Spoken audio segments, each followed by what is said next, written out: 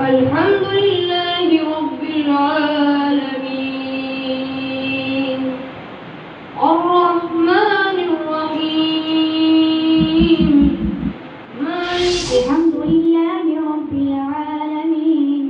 الرحمن الرحيم الحمد لله رب العالمين الرحمن الرحيم الحمد لله رب العالمين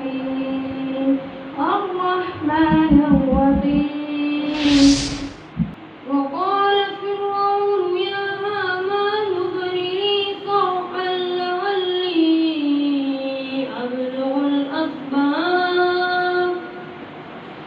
أسباب السماوات فأطلع إلى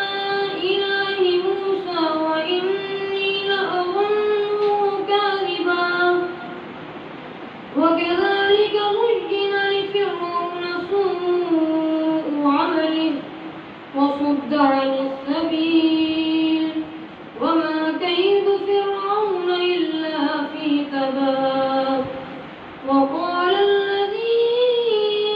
آمن يا قوم اتبعوني أهدكم سبيل الرشاد يا قوم إنما هذه الحياة الدنيا متاع وإن الآخرة هي دار القرار من عمل سيئة فلا يجزى إلا مثلها ومن عمل صالحا من ذكر أو أنثى وهو مؤمن فأولئك